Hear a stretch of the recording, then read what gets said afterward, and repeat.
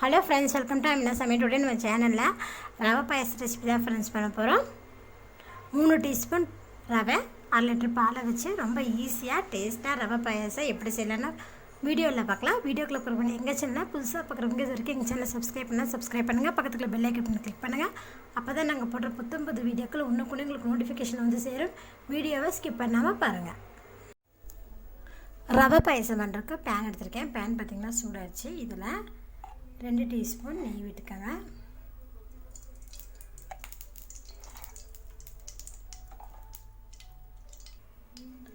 நெய் உருகுனதுமே இதில் 10 முந்திரி பருப்பு சேர்த்துக்கலாம்.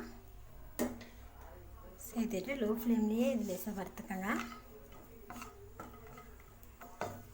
முந்திரி பருப்பு பார்த்திங்கன்னா வறுபட்டுருச்சு. இப்போ இது கூடவே நம்ம உலர் திராட்சை சேர்த்துக்கலாம்.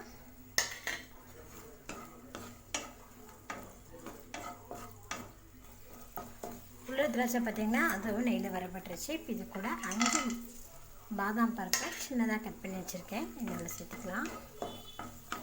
முந்திரி, பாதாம் பருப்பு, திராட்சை எல்லாமே பார்த்திங்கன்னா நெய்யில் நல்லா வரப்பட்டுருச்சு. இப்போ இது வேறு நம்ம ஒரு பவுலுக்கு மாற்றிக்கலாம். அதே பேனில் 1/4 கப்பு ரவை, அதாவது 3 டீஸ்பூன் ரவை எடுத்திருக்கேன். லோ ஃப்ளேம்லேயே நெய்யில் நல்லா வறுத்துக்கலாம் ரவையை. 1/2 லிட்டர் பாலுக்கு 3 டீஸ்பூன் ரவை சரியாக இருக்குங்க. பார்த்திங்கன்னா ரவையோட கலர் பார்த்திங்கன்னா கொஞ்சம் லைட்டாக சேஞ்ச் ஆகிருக்க பாருங்கள்.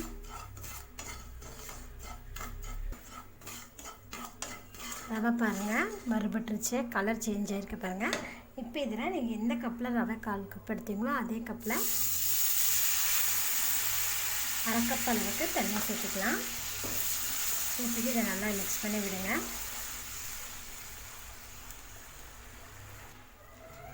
ரவை பார்த்திங்கன்னா நல்லா திக்காயிட்டு இருக்க பாருங்கள்.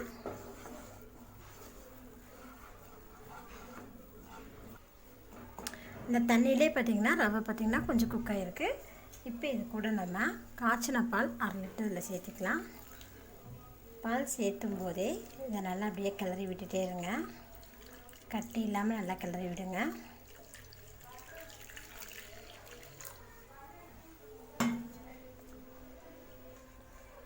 பாருங்கள், கட்டி இல்லாமல் நல்லா கிளறிட்டேன்.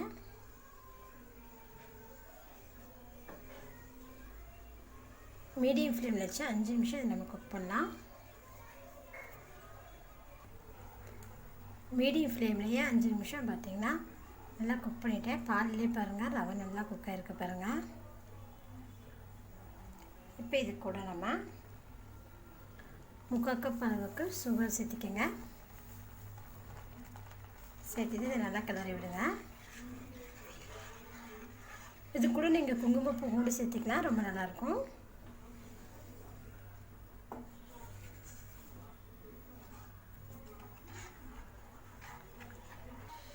சர்க்கரை பார்த்திங்கன்னா நல்லா ரவையோடு நல்லா மிக்ஸ் ஆகி கரைஞ்சிருச்சு பாருங்கள்.